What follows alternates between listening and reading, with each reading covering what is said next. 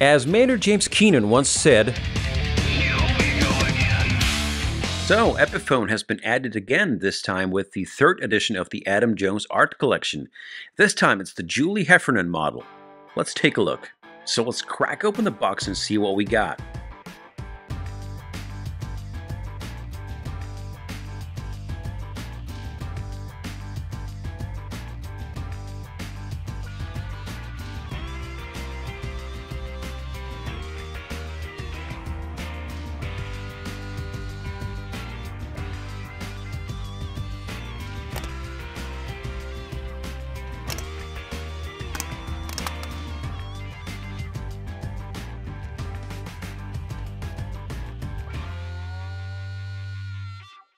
All right, here we go. Are you ready for the big reveal? This is it. Wow, it's pretty impressive. So this is Julie Heffernan's Study for a Self-Portrait with a Rose Skirt and a Mouse. Well, that is quite a title, and yeah, it is just spectacular. It reminds me a little bit of the OG, of the Veil of Bees. However, it is its own thing. Now, speaking of the Veil of Bees, let's go ahead and grab that. And while we're at it, let's also grab the Frazetta. All right, so here we have all three of them. So what do you think? Which one is your favorite? The Frazetta, the Rose Skirt with a Mouse, or the OGs? Frazetta, OG, or the new one? Now, seeing them all side by side like this, you have to admit Adam Jones has got really good taste. I mean, they're all different, but yet they share a kind of a similar vibe, and it's really hard to pick which one is your favorite. I mean, they all look spectacular. So without further ado, let's go ahead and throw the latest edition on the workbench, and let's hear some tones. So let's go.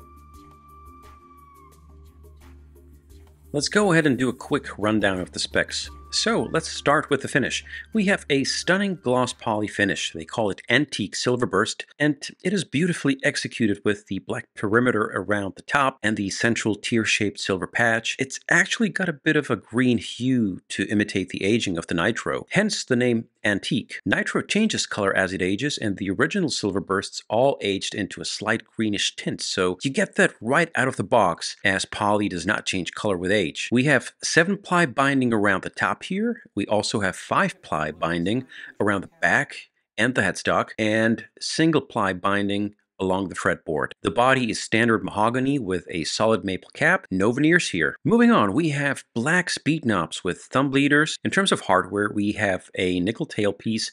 It's the Epiphone branded Locktone stop bar, which locks into place so it doesn't fall off when you're changing strings. Then the Epiphone branded ABR style bridge. This is not the correct spec, as Adam Jones's guitar and the custom shop models all have the correct Nashville bridge with the screws pointing towards the stop bar. In the pickup department, we have an original Seymour Duncan distortion in the bridge and a reverse-mounted Epiphone Custom Rocker Pro. The switch tip on the three-way switch is chrome. It even says chrome on the website, which is funny because everything else on the guitar is nickel. We have period-correct posi-lock strap buttons. The neck, well, Epiphone doesn't tell you what the neck material is, and you can't see through the Silver Burst. The correct spec here would be maple, but I'm taking a wild guess that it's actually mahogany. Now, arguably, the best feature of all is that the neck has the Adam Jones profile. It's the same as on the higher-end custom shop and standard models. You don't even get that on the Greenie. By the way, make sure you check out my review of the Greenie down here. And we have the correct ebony fingerboard. The ebony on this one is nice, dense and black.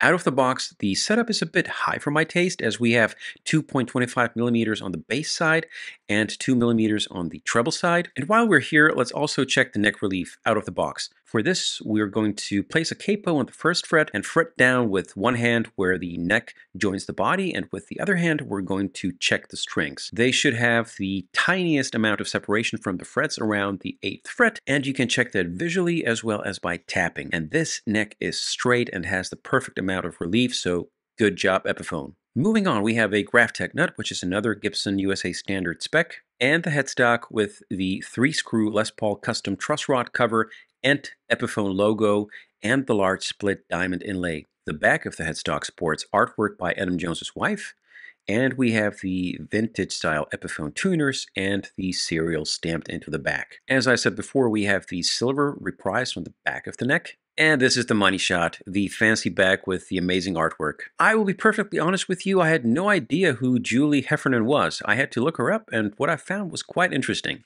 She paints huge paintings full of details, the images conjure up imaginary landscapes and creatures, and she draws inspiration from both modern 20th century surrealist artists as well as from Baroque painters from the 1400s. Namely, one particular artist called Hieronymus Bosch, a Dutch painter from the late 1400s. If you have never heard of him, you need to look him up. While Da Vinci was painting the Mona Lisa and Michelangelo was decorating the Sistine Chapel, Hieronymus Bosch was painting nightmarish hellscapes full of fantastic creatures. His most notable work is called The Garden of Earthly Delights. This is a painting that would make even Salvador Dali green with envy.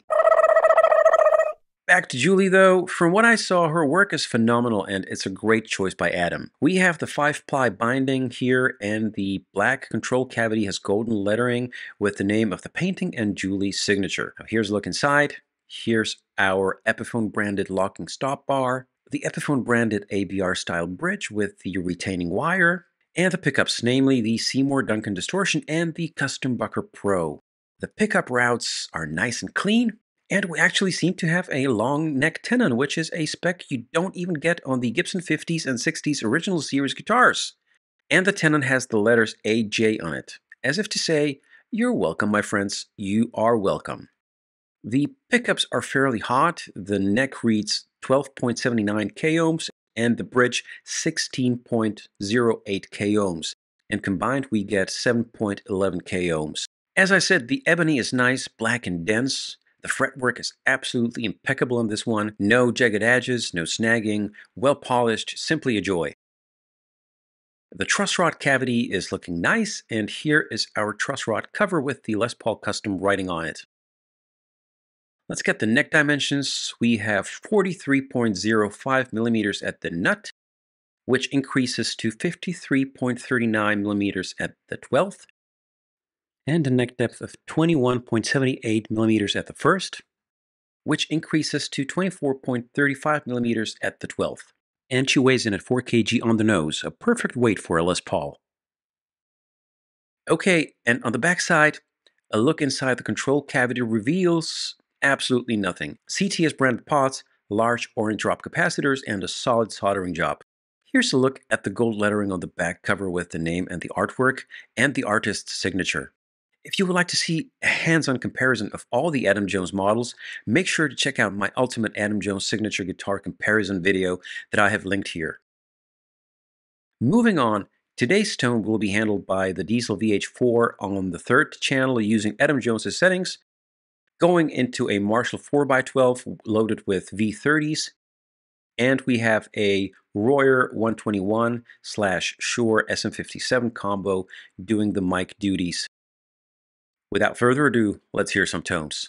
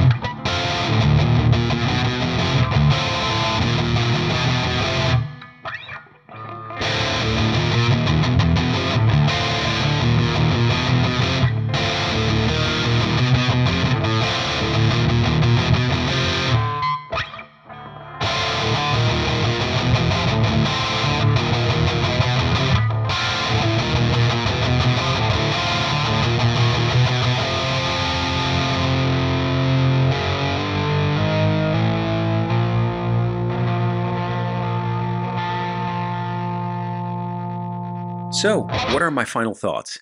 I'm not going to say something drastically different from what I said in my last art collection review. So first of all, again, kudos to Adam Jones for not letting this whole Epiphone signature thing turn into Operation Cash Grab, where they would just take a run-of-the-mill Epiphone, give it an otherwise unobtainable paint job, slap Adam's name on it, and charge an absurd premium on it with a view of selling as many thousands as possible. Nope, instead Adam, and I do believe this is Adam's doing, instead, Adam made this something really special even in a budget range compared to custom shop money. Also, kudos to Epiphone. If they didn't deliver quality craftsmanship that is expected with this kind of guitar, this could have easily turned into a disaster. But Epiphone seems to have this down, as the execution is pretty much flawless on these guitars. Epiphone is a budget range of import guitars, yet against all odds, together with Adam Jones, they managed to create something limited and desirable, which, and I'm going to say this again, is pretty remarkable and something that is likely going to hold its value over time. Speaking of value,